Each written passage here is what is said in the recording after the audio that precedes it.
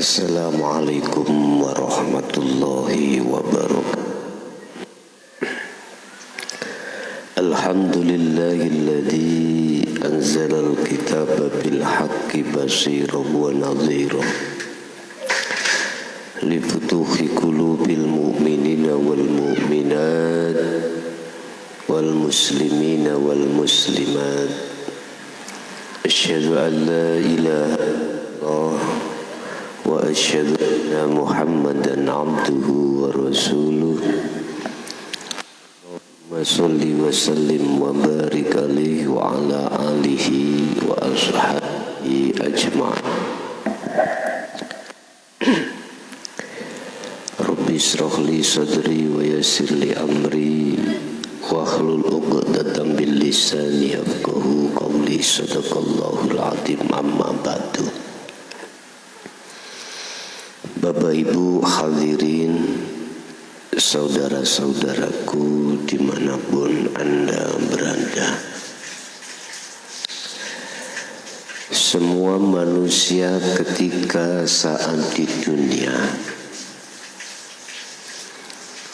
secara fisik akan membutuhkan tiga hal,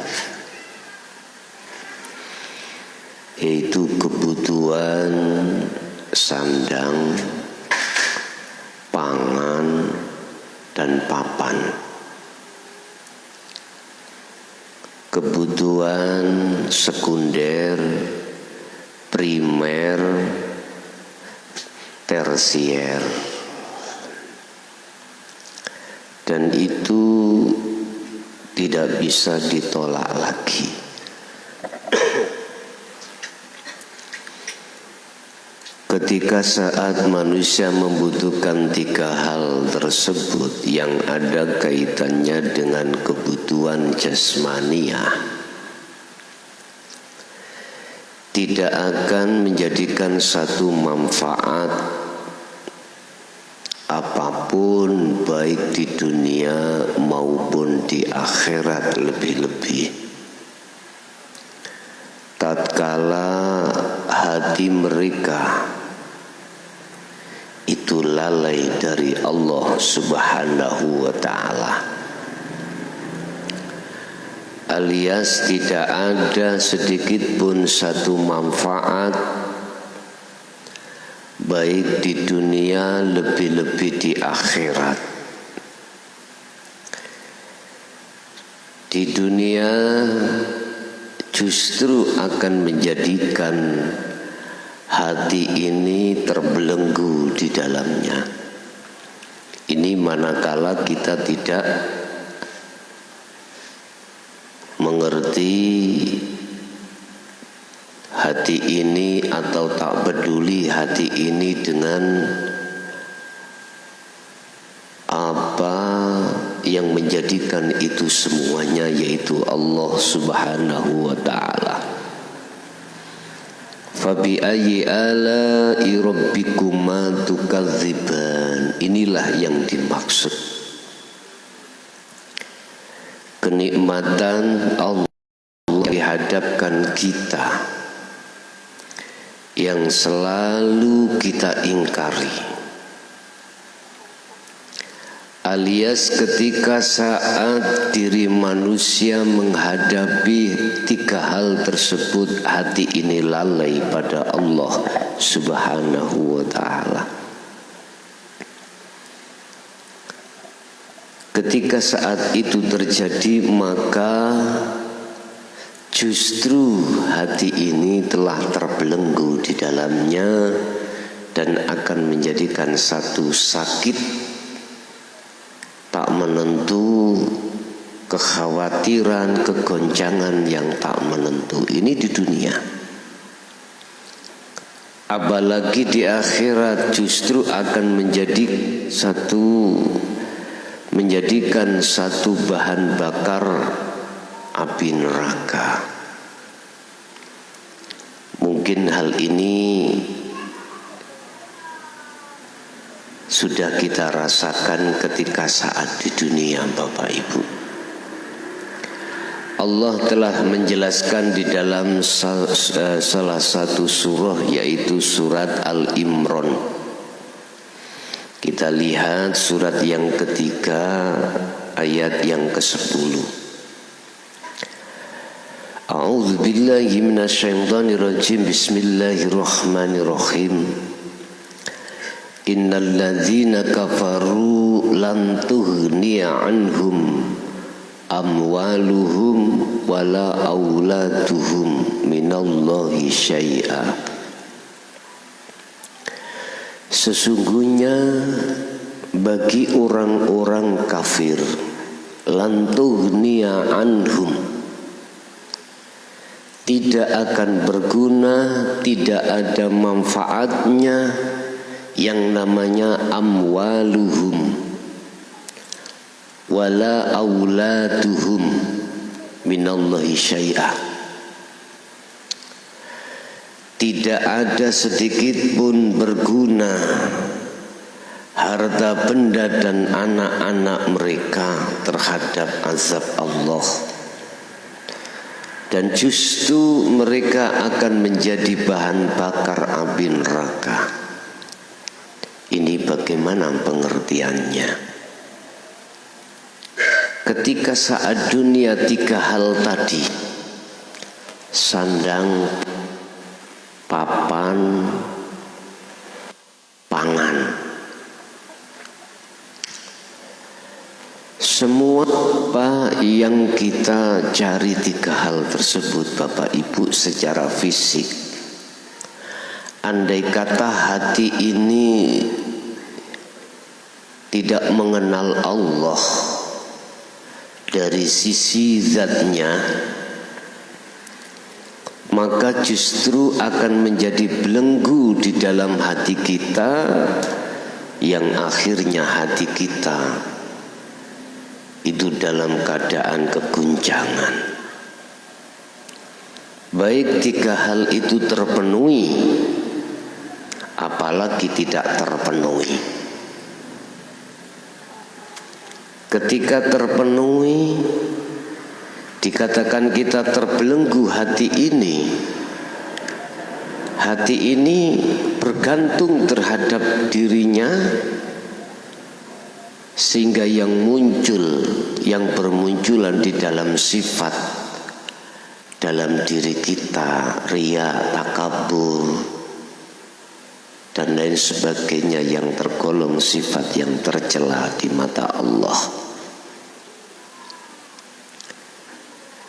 Ini biasanya dilakukan oleh orang-orang ahli hijab, yaitu orang-orang yang tidak mau peduli lagi hatinya menuju pada Allah. Justru mereka akan tertutupi hatinya dengan tiga perkara. Kalau di dalam ayat ini dikatakan amwal wa aulad, benda dan anak, semuanya kegolong makhluk, dan justru ini akan menjadi hijabnya hati kita, dan hati kita buta terhadap Allah Subhanahu wa ta'ala. Itu letak tidak manfaat, tidak ada manfaatnya dalam hati, dalam ruh, bukan dalam jasad. Kalau pada diri jasad memang di situ mati, bermanfaat, jelas manfaat. Karena itu duniawiyah, dan itu kebutuhan jasad, ya. Bapak Ibu, apalagi besok di akhirat justru hal ini akan menjadikan satu bahan api neraka untuk kita. Oleh sebab itu, bagi ahli zuhud, mengapa alasan hati ini harus menghadap terhadap Allah walaupun tiga perkara tadi bergelimpangan? Di situ nanti hati tidak bergantung dengan 3 hal yang kami sebutkan di atas tadi. Hatinya hanya bergantung kepada Allah Subhanahu wa ta'ala yang menguasai 3 hal tersebut. Manakala ditinggalkan atau meninggalkan 3 perkara itu, dia tidak akan pernah kecewa. Artinya dia memegang cinta yang hak, memegang sesuatu yang hak, yaitu Allah Subhanahu wa ta'ala. Ketika kita meninggalkan semuanya, hati ini tidak kecewa. Atau kita ditinggalkan, hati ini tidak kecewa berlarut-larut di situ, karena sudah tahu perkara yang hak itu sudah kau pegang, yaitu Allah Subhanahu wa ta'ala. Lewat surat Al-Imran ayat 10 tadi adalah bentuk satu peringatan terhadap kita atau satu pelajaran buat kita, bahwasanya silakan dirimu mencintai selain daripada Allah, tapi harus ada batasnya. Batasnya mana? Fisik. Cukup hatimu hanya kau peruntukkan kepada Allah. Cukup hatimu hanya kau peruntukkan untuk mencintai Allah. Sebab manakala hati mencintai selain Allah, pastilah kita akan mengalami satu kekecewaan, mengalami satu kesusahan tatkala kita berpisah dengannya. Tetapi cinta yang sejati, cinta yang tidak pernah mengecewakan adalah cintanya hatimu pada Allah Subhanahu wa ta'ala. Perkara bagaimana cara untuk menjalin cinta pada Allah sudah jelas dan sudah sering kita bicarakan. Untuk membangun hati bisa cinta pada Allah, atiullaha wa atiur rasul. Jalankan ajaran Allah dengan benar.